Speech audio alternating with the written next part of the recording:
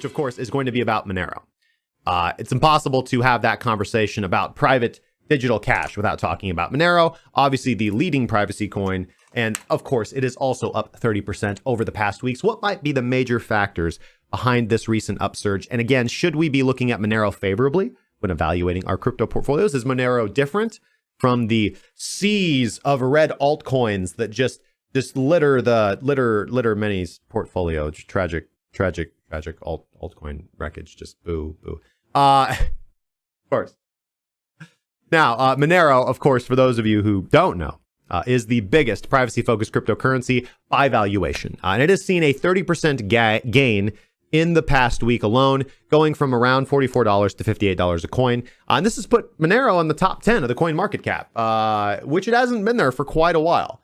Now, taking a look at what's behind this price increase, we can find that the Monero network's hash rate did reach all-time highs, causing a lot of excitement in the network. Coinbase CEO Brian Armstrong's recent comments voicing optimism towards Monero. And Monero's strong technology providing arguably industry-leading anonymity features in a time and an age when that becomes more and more prevalent. You know, Monero has their kind of namesake by putting privacy at the forefront of their selling feature, whereas Bitcoin puts security and settlement and non-fungibility and non-censorship resistance at the forefront of their, I guess, marketing pitch is what you would say, right? Now, so in December, Monero did have a hard fork, which changed its proof of work protocol to make the cryptocurrency ASIC resistant.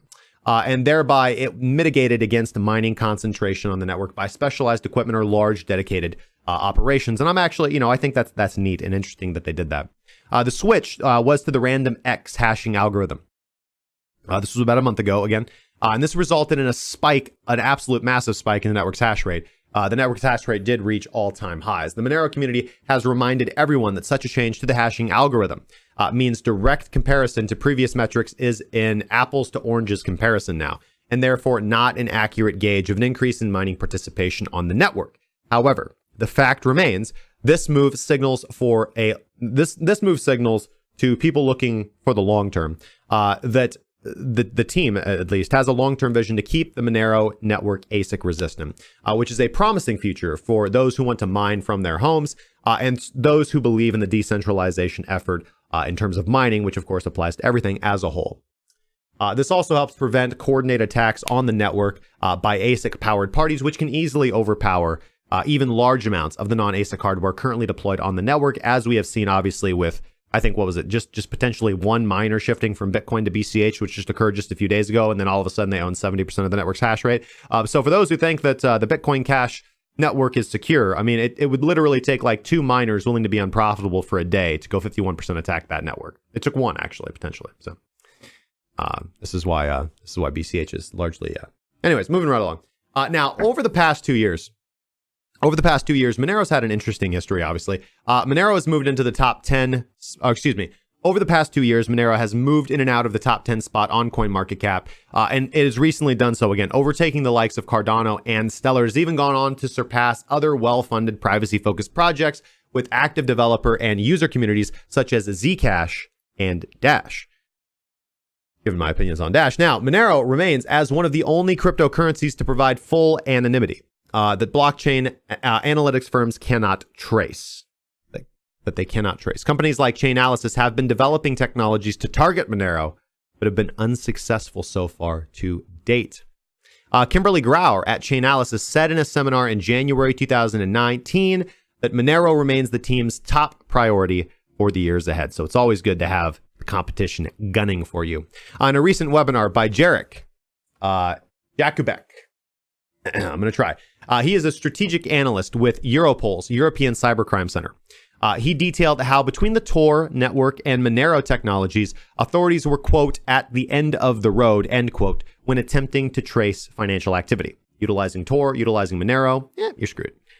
While complete, and of course, in an official Coinbase blog post, the CEO, Brian Armstrong, described how it will be the blockchain networks with robust privacy features that will go mainstream this decade. Now, while complete anonymity is arguably Monero's strongest selling feature, it should be noted, of course, that it could also represent Monero's greatest danger from the viewpoint of regulation and authorities. Privacy coins face mounting pressure from authorities. which again contrasts very nicely against the government incentives that we just talked about and their desires to eliminate cash. Cryptocurrency being digital cash and Monero representing potentially the most private of private digital cash operations out there. And we have seen this, obviously. We've seen the pushback from regulators against Monero specifically in the delisting of many leading anonymity-focused tokens in earlier in 2019, which we also covered. Thanks to the changing rules from the updated FATF travel ban, Monero was among the delisted privacy coins across a variety of exchanges last year. Now, the fears going forward, of course, is where traditional financial systems will slowly embrace more transparent cryptos, such as Bitcoin. These untraceable coins, such as Monero, will potentially never gain acceptance in the mainstream community and be permanently marginalized by authorities due to their inherently private nature. Now, with that said, if we judge Monero on price alone, the market is seeming to indicate to investors that it is perceived as the top privacy-focused cryptocurrency in the market today. For anyone who wants to add a privacy token to their portfolio, XMR arguably stands out as the best that the space currently has to offer, and the market seems to be responding to that. So we're going to ask, will Monero be able to overcome the historically strong $65 resistance area and continue to soar going forward in 2020? We're going to find out, and personally, I'm going to be keeping an eye on it. With that said, if you guys have any questions, comments, concerns, sarcastic remarks, leave those about what we just covered in the comments section down below.